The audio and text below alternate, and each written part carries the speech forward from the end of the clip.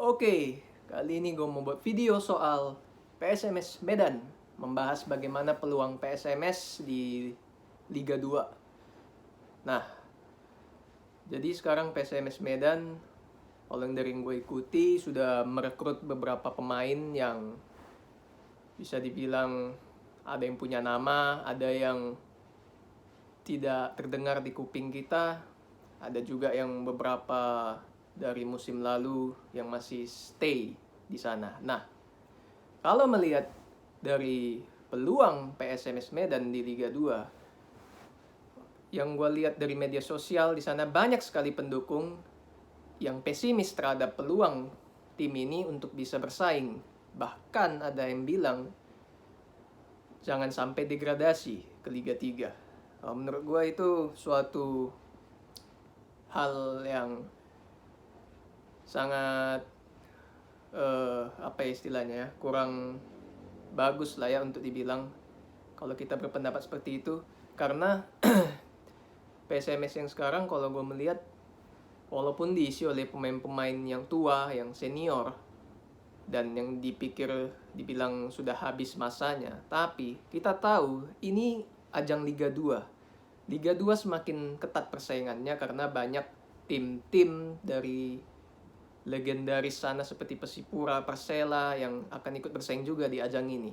Nah, yang dibutuhkan untuk mengarungi kompetisi jangka panjang dan juga untuk mengangkat performa tim di lapangan seperti apa, ada beberapa faktor. Pertama, faktor pelatih yang berkualitas. Kedua, faktor pemain yang dipunya. Dan ketiga, faktor dari manajemen yang di dalamnya. Nah, tiga faktor ini mempunyai keterkaitan antara satu dengan yang lainnya. Nah, kita bahas satu persatu dulu ya. Dari pemain dulu ya. Pemain ada beberapa nama seperti Supardi, Arif Siono, dan ada Bustomi juga. Bahkan yang sekarang baru bergabung Joko Susilo, center back yang dikenal lugas dan punya karakter Medan.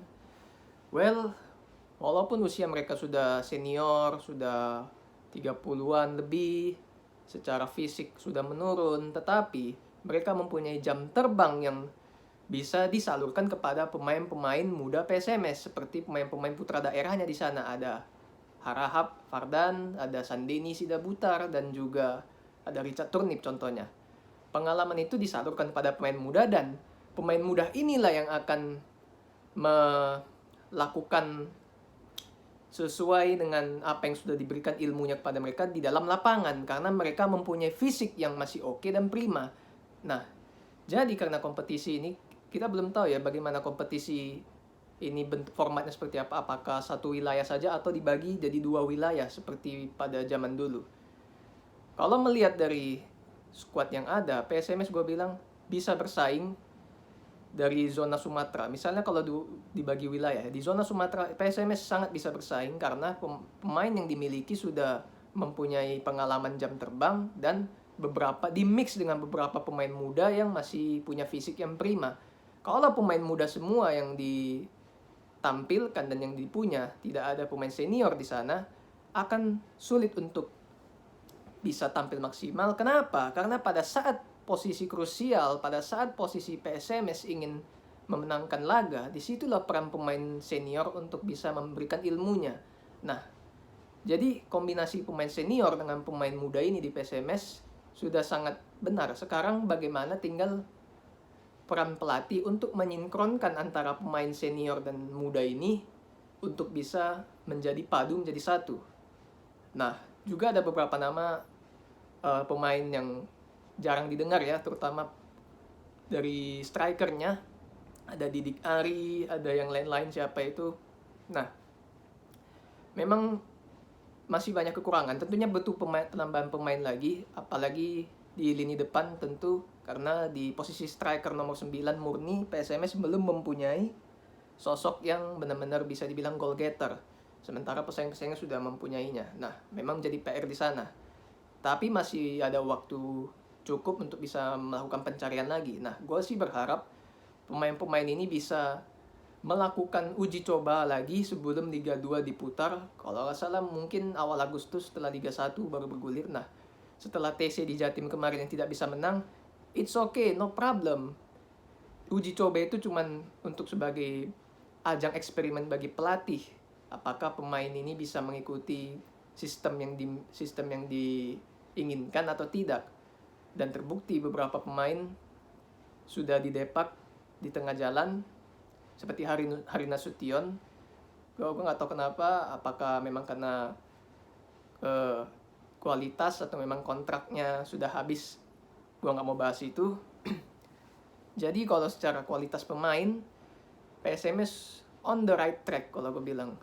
Ada pemain senior, walaupun sudah fisik menurun, tetapi ada beberapa pemain junior dan produktif untuk bisa menerapkan permainan dari Putu Gede. Nah, yang senior ini memberikan ilmunya, memberikan pengalamannya, terutama pada saat posisi krusial yang menimpa PSMS. Nah, sekarang faktor kedua, pelatih. Apakah Putu Gede bisa membuat PSMS ini bersaing? Gak usah muluk-muluk promosi Liga 1, bersaing aja dulu di Liga 2. Gue sering melihat Putu Gede, terutama pada saat di PSS Sleman, dia mempunyai filosofi bermain build up dari belakang, 11-12 sama Seto. Nah, kelihatan juga pada saat TC di Jatim, pemain PSMS juga bisa dibilang dilatih untuk melakukan passing jangka pendek, which is yang merupakan kekuatan dari pemain kita, pemain Indonesia, dan untuk berani pegang bola, melakukan pressing di depan, gegen pressing, merebut bola secepat mungkin, melakukan sirkulasi bola cepat. Nah, Putu Gede punya filosofi, dia punya strategi, dia punya skema. Gue sering melihat dia, apalagi dia di Persekat Tegal, dia bisa membawa Persekat dengan kualitas pemain yang biasa saja, bisa melaju sampai bisa melaju lolos dari grup ya pada saat itu sebelum dicomot PSS. Nah, dia juga mengikat beberapa pemain yang dia punya ikatan di sana. Contohnya Arif Siono yang bermain di Persekat, musim ini dia tarik ke PSMS. Dan beberapa striker dari Jawa yang dulu pernah membela Persekat, dia tarik ke PSMS. Nah, inilah yang gue maksud. Kalau Putu Gede mendapatkan pemain yang dia inginkan seperti apa, yang bisa mengikuti keinginan dia untuk menerapkan sistemnya dalam bermain, ini akan jauh lebih memudahkan beliau untuk bisa mengangkat tim ini. Putu Gede mempunyai taktik, dan sekarang yang gua ingin tahu adalah apakah Putu Gede bisa mengontrol changing room, ruang ganti. Karena kalau pemain ini, yang mayoritas pemain baru-baru ini chemistry-nya masih belum. Nah, sekarang Putu Gede harus bisa merangkul semua pemain yang ada, baik dari pemain baru bergabung, yang stay dari musim lalu, ataupun yang masih muda dan yang senior ini. Bisa dipadukan di ruang ganti, chemistry menjadi satu, PSMS akan sangat bisa bersaing untuk di Liga 2 ya. Nah, faktor ketiga adalah manajemen. Beberapa waktu yang lalu sempat ada isu-isu dualisme, bahkan pada saat datang kongres segala macam, ada yang diterima, ada yang enggak. Well, gue gak mau bahas itu lebih jauh karena gue gak begitu paham soal itu. Tapi sekarang bagaimana pemain yang dikontrak oleh PSMS ataupun yang sedang berlatih di PSMS tentunya merupakan hasil rekomendasi dari Putu Gede, baik pemain yang di lapangan maupun pelatih, staf kepelatihan lah. Nah, dengan datangnya pemain-pemain senior ini ya, contoh Supardi lah. Supardi di Persib Bandung, dia udah lama di sana sebagai juara juga dan jarang bermain di musim lalu karena sudah umur dan kembali ke PSMS.